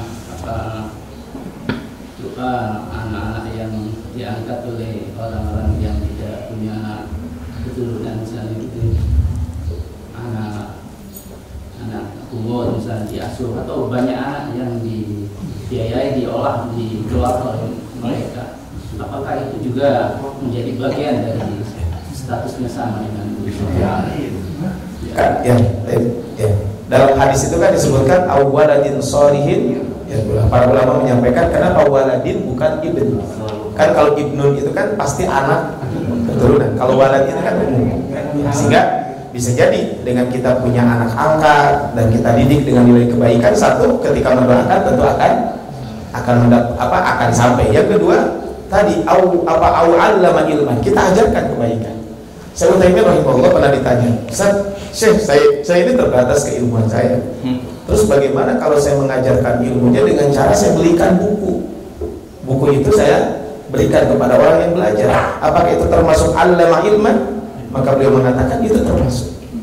Nah, artinya berarti kita di dunia ini, satu, kita melaksanakan kebaikan sebanyak-banyaknya. Yang kedua, laksanakan kebaikan-kebaikan yang pahalanya akan terus mengalir walaupun kita sudah meninggal dunia. Ada Rasul menyampaikan ada 7 amalan yang pahalanya akan terus mengalir. Satu, yang pertama adalah tadi anak yang soleh, yang selalu memintakan ampun kepada orang tuanya. Yang kedua adalah 'allama ilman, mengajarkan ilmu. Yang ketiga, warratha mushafan, mewakafkan mushaf. Saya dengan teman-teman insyaallah nanti rencana tanggal 17 Ramadan kita akan sebar mushaf 1000 mushaf. Ya, mangga isi Bapak Ibu pada nyumbang. Silakan saja gitu ya. Awal rasa mushafan, kita mewariskan mushaf. Jadi kan ada mushaf kita wakafkan dan sebagainya. Kemudian awal ajron nahron, mengalirkan air, Pak. Jadi kita susukan itu tong di paranatan gitu ya, harus dialirkan. Kenapa aliran sungai itu? Karena aliran sungai itu bisa jadi manfaat buat masyarakat, manfaat juga buat tumbuh-tumbuhan, buat binatang dan sebagainya. Kemudian hafaru bi'ran, menggali sumur. Nah, menggali sumur bukan untuk sendiri, tapi menggali sumur untuk diwakafkan dan sebagainya. Kemudian juga awgharasa nakhlan, menanam pohon kurma. Waktu celana di mah kira-kira lagi Pak pohon kurma atau soal katakan ayah jambe gitu. Para ulama mengatakan kenapa kurma? Karena pertama di Arab, yang kedua punya keistimewaan. Tapi para ulama menyampaikan tidak mesti pohon kurma, Pak. Ya, yang penting pohon yang bermanfaat. Kan disebutkan tidaklah seorang mukmin menanam satu tanaman itu dicuri orang, dimakan binatang, dimakan oleh kita, kecuali itu akan menjadi kebaikan buat kita. Artinya perbanyak menanam. Makanya dulu almarhum Mang Odin itu kan punya program buruan saya. Itu kan salah satu program ini bukan hanya program begitu saja. Memang satu sisi mungkin penghijauan, tapi kan kita juga menjadi ladang pahala. Coba kan, saya kemarin di Taman Rego saya rekaman. Ada ya buat kultum lah. Eta mah eta tongeret geus kena aya terus subhanallah gitu nya. Nah rekamannya daerah ku tongeret. Ini kan coba manfaatkan, kalau nggak ada pohon kira-kira ada nggak tongeret? Terang Pak tongeret? Terang ya, orang Sunda masih apa? Bahasa Indonesia kan tongeret ya Pak. Satu sapi ya Pak Sunda. Pokoknya apa yang sore-sore itu semua bunyi Pak. Nah itu tongeret bahasa Sunda. Nah kan bisa dibayangkan Pak. Ini kan nah kemudian aubana baitan libnis sabil, membangun rumah untuk apa? Orang yang melakukan dalam perjalanan. Bahasa kita ini rumah singgah. Contohnya di dekat rumah sakit Hasan Sadikin kan banyak Pak rumah-rumah singgah.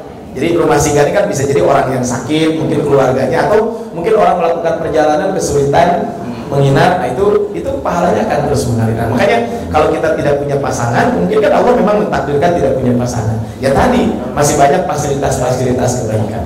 Makanya kalau kita lihat sahabat Nabi, itu mereka tuh sering memiliki amal unggulan. Ya. Makanya kan sahabat Nabi tidak semuanya melaksanakan satu amalan itu semuanya. Mereka melaksanakan tapi kan tidak fokus semuanya. Bilal bin Rabah kenapa masuk surga? Menjaga wudu kan? Menjaga wudu. Kemudian ada seorang sahabat, sebentar lagi akan ada orang masuk surga.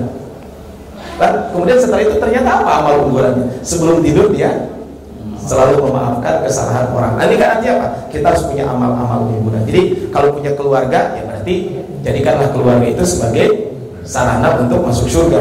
Kalau keluarga tidak punya, ternyata punya harta, jadikanlah harta sarana untuk masuk surga. Dan tadi terus pertanyaan Ustaz, upamanya di dunia jomblo kan di akhirat kayak yang pasangan, insya Allah dapat pasangan. Tadi sesuai pertanyaan dari Ustaz ya. Ini itu Pak barangkali ya. Jadi insya Allah tetap ya para ulama menyampaikan awwaladun sholihin yad'ulah. Kenapa menggunakan kata walad? Karena walad itu bukan anak langsung. Walad itu kan anak secara ya, itu barangkali Pak. Alhamdulillah. Gimana Pak Haji? Pak Rahman, Ustaz Rahman, silakan cari pasangan. Balik. Assalamualaikum. Tadi kan ada terputusnya silaturahmi ya. Ini terputusnya silaturahmi tapi kena dalil nih. Ada di dalam keluarga masyarakat itu terkadang oleh karena berbagi waris itu terputus keluarganya. Tapi di satu sisi memang mereka mempertahankan dalil bagi waris bahwa dia secara faraid. Tapi tiba-tiba itu memang ada produk wasiat yang selama almarhum hidup memberikan wasiat kepada satu anak sehingga menimbulkan kecemburuan sosial, dan anak yang lain menanyakan kepada seorang ustaz bahwa wasiat itu harus dilaksanakan, tapi di satu sisi dia menanyakan juga ke ustaz yang lain bahwa itu harus diberi oleh dan anak itu tidak berlaku wasiat. Nah, saya kebenaran itu di praktisi hukum dan ada nanganin seperti itu. Bagaimana gitu sikap kita dalam hal-hal seperti itu? Apa yang bisa kita lakukan? Karena di satu sisi kalau kita upayakan untuk melakukan perdamaian ini susah. Nah, terkadang tidak satu dua di tengah masyarakat itu yang model begini, dan banyak. Bahkan kalau cerita itu di kampung saya seperti yang saya jelaskan tadi. Di kampung saya itu yang dapat harta rumah dan saudaranya itu yang anak terakhir, yang bersama ibunya, bapak yang terakhir. Tapi kesini sudah ada yang memahami warga proyek itu penjelasan, banyak yang dirubah, tapi masih banyak juga yang belum dirubah, masih model seperti itu. Nah, bagaimana kan bisa kami sebagai praktisi ini bisa menyikapi hal-hal seperti itu? Saya nggak tahu, waktu ibu-ibu pernah nggak saya sampaikan tentang kesalahan waris, pernah ya? Di pengajian ibu-ibu yang Selasa, ada yang hadir di sini? Pernah belum ya? Belum ya? Tapi yang pertama tadi Pak, memang ada hadis Nabi SAW, la wasiyata liwarithin. Jadi tidak ada wasiat buat ahli waris. Itu udah jelas hadisnya sahih, la wasiyata liwarithin. Jadi kalau ada wasiat buat ahli waris, maka wasiat itu batal demi hukum.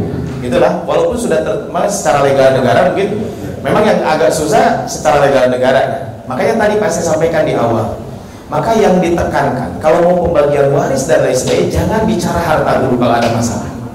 Jadi kalau ada masalah waris, jangan bicara harta dulu. Yang ditekankan itu adalah keimanan dulu. Makanya saya kalau ada masalah waris di keluarga dan lain sebagainya, walaupun ya ada yang nggak selesai, ada juga. Ya itu mah bukan ranah kita, ada selesai atau tidak mah. Ya itu mau urusan dengan apa, itu mah hidayah Allah Subhanahu Wa Taala.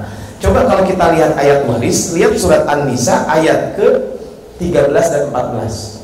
Jadi sebelum ayat 11, 12 kan tadi, ibu-ibu tadi disebutkan tadi, upami suamina gitu ya, pas meninggal ayah istri, ternyata ayah istri lu nangis gitu ya. Kemudian dibagi waris semua kan, moal pasti.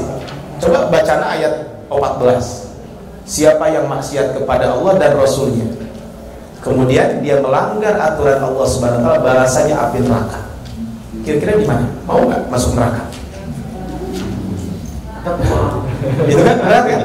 Itu satu. Yang kedua, ini kan satu suap makanan yang kita masukkan ke dalam mulut kita, sumbernya haram, mannaru aula, maka neraka itu layak buat dia. Kalau warisan berapa suap? Yang kedua. Yang ketiga, lihat surat Al-Fajr. Kalla bal la tukrimuna al-yatim wa la tahadduna ala ta'amil miskin wa ta'kuluna at-turatha aklan. Lihat surat An-Nisa ayat ke 10. Kan sebelum ayat waris kan ada surat An-Nisa ayat ke 10. Innal ladzina ya'kuluna amwalal yatama dzulma. Sesungguhnya orang-orang yang memakan harta anak yatim dengan cara zalim. Jangan-jangan memakan harta anak yatim dengan cara zalim itu apa? Warisan tidak dibagikan sesuai dengan ketentuan syariat. Maka apa? Innama ya'kuluna fi butunihim nar. Sesungguhnya secara tidak langsung itu memasukkan ke dalam perutnya api neraka. Wa sayaslawna sa'ira. Ini kan berarti tadi yang pertama, ketika ada kasus seperti itu, maka yang harus diperkuat itu adalah keimanannya dulu. Ketika keimanan sudah terbentuk, insya Allah tidak akan perlu rame-rame dan sebagainya. Saya ingat almarhum mertua saya sebelum meninggal itu beberapa kali manggil saya. Karena tadi, ya tolong, caranya mungkin bapak juga khawatir ya, karena ada istri ya. Ya, punten, bahkan beliau wasiat juga ke bapak menyampaikan ke adiknya beliau yang paling kecil, yang paling dekat dengan beliau. Saya juga kenal dengan beliau. Dan beberapa kali juga saya ngobrol. Ya tadi Pak, ketika pembagian waris di keluarga istri saya itu, karena tadi mungkin karena sudah menyadari tentang itu ya, sehingga kita pertemuan cuma 2 pertemuan selesai. Pertemuan pertama adalah yang menyepakati tentang pembagian waris itu. Pertemuan kedua adalah bagi-bagi waris sekaligus menghitung aset yang ada di keluarga. Karena kan mungkin bisa jadi kadang bapak nyimpen aset di anak pertama, anak kedua. Nah, itu kan semuanya harus apa? Harus berlandaskan keimanan. Kalau bukan berlandaskan keimanan itu yang bahaya. Makanya Bapak Ibu pesan buat kita, buat saya dan buat kita semuanya, kalau kita punya harta, tidak punya harta, tetap keimanan itu harus diperkuat. Makanya tadi Pak, poin pertamanya itu harus keimanan. Yang kedua, memang bab waris ini di kita jarang dibahas. Terus terang, ya, jarang kajian pembahasan tentang waris. Pokoknya mungkin kalau ada waktu nanti kita bahas kesalahan-kesalahan warisan terjadi di masyarakat kita. Apa yang Bapak sebutkan tadi betul Pak. Satu, kesalahan warisan di kita itu biasanya warisan berdasarkan adat istiadat. Salah satu tadi Pak, Kalau nama imah jam si bungsu kan gitu, atau rumah buat yang tinggal di tempat tersebut. Maka warisan bukan berdasarkan kesepakatan. Yang kedua tadi kaitan salah paham tentang wasiat. Wasiat itu tidak boleh kepada ahli. Kenapa? Ahli waris itu nanti akan dapat warisan, dan tadi Rasul melarang la wasiyatan diwarisin. Memang sih ada sebagian ulama menyampaikan bagaimana kalau seluruh ahli waris sepakat, nggak apa-apa deh, ada kasihan dia mah gitu ya, boleh nggak? Ya, sebagian ulama mengatakan boleh, tapi sebagian mengatakan tidak boleh. Karena tadi hadis Nabi la wasiyatan diwarisin. Makanya ketika ada kasus begitu tadi Pak, saran saya adalah memang harus dibicarakannya adalah keimanan dulu. Jadi keimanan dulu, maka insya Allah kalau keimanan sudah dibicarakan, orang yang mendapatkan wasiat, kan imam bukan harta si bapak. Makanya inilah kan dalam kita sering menyebut Pak, harta itu milik siapa Pak? Harta milik siapa? Allah. Nah, berarti kalau harta milik Allah, kalau kita meninggal, harta itu diambil oleh Allah. Karena harta kita diambil oleh Allah, kalau kita sok bagikan, akhirnya cara pembagian. Nah, saya nanya ke ibu-ibu. Ibu-ibu, kalau harta suami punya siapa? Allah. Harta suami punya istri atau punya suami? Harta suami itu punya suami. Sepakat Bu? Saya tanya, harta suami punya istri, harta istri punya hari suami bukan naon? Adil. Istri siap serakah. Tadi ya, kalau kita berlandaskan keimanan dulu beda. Harta suami punya suami, harta istri punya istri. Dalam harta suami ada hak istri, dalam harta istri tidak ada hak. Setuju Bu? Oh, tapi can beres, betul. Tapi harus melalui akad yang jelas. Tadi Pak ya, jadi memang poinnya adalah kalau ada bab harta yang ditekankan harus keimanan. Yang kedua tentang persaudaraan. Nah, terus walaupun bagi waris jadi musuhan, ya udah, tetap aja syariat harus dijalankan. Tapi kita yang paham, ya udah tetap aja menjalin silaturahmi. Justru mudah-mudahan dengan cara itu jadi lebih baik. Jadi itu ya. Jadi poinnya adalah saya sampaikan, tekankan keimanan dulu dari awal. Insya Allah kalau keimanan ditekankan, tidak ada yang namanya warisan jadi berebut, enggak insya Allah. Kenapa? Karena tadi orang itu akan berantem, orang itu pecah kongsi, orang itu bermusuhan kalau urusan dunia. Dunia itu kan macam-macam Pak ya, bisa jadi karena urusan dunia itu kan prestis, jabatan dan sebagainya. Padahal di salah satu masjid punten Pak, masjidnya ke lantai 2 digembok. Kunaon Pak, pemilihan ketua DKM incumbent eleh. Kejadian Pak, pemilihan DKM eleh, nyeun deui masjid Pak. Nah, gara-gara naon? Urusannya dunia. Nah, urusan akhirat mual ya, tadi sudah saya sampaikan, kalau ada orang rajin tahajud izin mual Pak. Tapi urusan dunia. Makanya tadi Pak berarti harus ditekankan keimanan. Itu sih Pak saran saya Pak kaitan itu. Alhamdulillah. Satu penanya tapi katanya khusus ibu-ibu, ada nggak kira-kira? Ibu-ibu enggak? Nggak ada ya? Merdeka pasar. Oh, ya. Ibu-ibu dipastikan ya sertifikat suaminya jelas ya. Baik, kalau tidak ada penanya atau bapak-bapak satu lagi boleh, Mangga? Sudah cukup? Cukup ya? Mana? Oh, Mangga, Mas Edman. Sampai kemudian tadi Ustaz kan warisan semuanya. Sekarang warisan hutang gimana? Hutang itu warisan, hutang itu bukan warisan. Jadi tidak ada warisan hutang gitu ya. Jadi cuma kebaikan ahli waris saja membayarkan hutang. Jadi seperti itu. Jadi nah makanya kalau kita mau hutang, kalau aset kita itu harus sebanding dengan hutang. Ya, makanya Rasul meninggal punya hutang, Rasul ketika meninggal punya hutang kepada orang Yahudi. Tapi ketika beliau punya hutang, tapi beliau punya simpanan di Yahudi, sehingga begitu beliau meninggal dia impas seperti itu. Jadi hutang itu bukan jadi warisan. Kebanyakan itu menghutang warisan. Nah, cuman kan ahli waris tentu bagaimana berusaha untuk menyelesaikannya. Ya, itu kan harus menyelesaikan. Tapi apakah ahli waris wajib membayarkan hutang? Ya tidak. Tapi kalau ada warisan yang ditinggalkan sebelum bagi waris, maka hutang dulu dibayarkan. Dia meninggal dunia warisan 1 miliar, ternyata hutangnya 888 juta.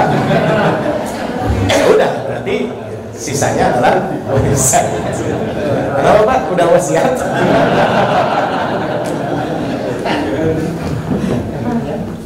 Maaf Pak, ini mah bukan pertanyaan. Tadi Pak Besar sudah menyebutkan bahwa kita harus ada kajian khusus mengenai warisan. Minggu depan. Saya pengen Pak Ustaz ini pasti mungkin bisa di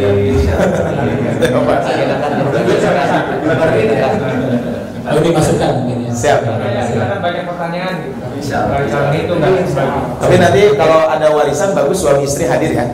Saya khawatir nanti kalau suaminya hadir nanti ke rumah atas sertifikat disuruh.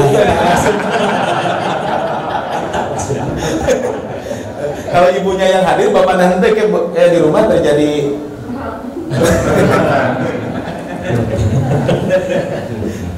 Mengapa insya Allah Ustaz? Insya Allah. Sudah tidak ada lagi ya, insya Allah ya.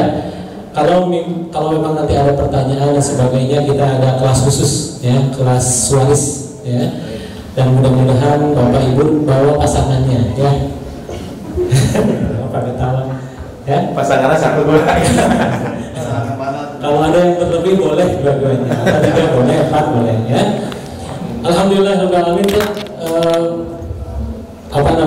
Bapak Ibu semua yang hadir pada saat ini, insya Allah Bapak Ibu ini mengharapkan untuk kehidupan di surga nanti berkumpul dengan keluarganya, gitu ya. Mudah-mudahan Allah mengijabah setiap doa kita, setiap amalan kita, setiap amal soleh kita, keseharian kita. Mudah-mudahan itu yang akan menjadi wasilah kita nanti masuk ke surga Allah ya. Mudah-mudahan kita bisa reuni lagi nanti di surga. Ya, saya melihat nanti Pak Alek di surga, alhamdulillah. Saya melihat Bapak Ibu semua menjadi ahlul jannah karena kuncinya ada di Miftahul Jannah. Alhamdulillah. Baik, Bapak Ibu semua, mudah-mudahan apa yang disampaikan bisa menjadi pembelajaran untuk kita semua dan kita menjadi orang-orang yang soleh dan solehah, insyaallah. Serta anak keturunan kita pun menjadi anak keturunan yang soleh dan solehah. Kita akhiri pertemuan hari ini dengan istighfar. Astaghfirullahalazim, astaghfirullahalazim, astaghfirullahalazim. Alhamdulillahirabbil alamin. Dan doa kifaratul majlis. Subhanakallahumma wa bihamdika asyhadu an la ilaha illa anta astaghfiruka wa atubu ilaik. Jazakumullah khair. Assalamualaikum warahmatullahi wabarakatuh.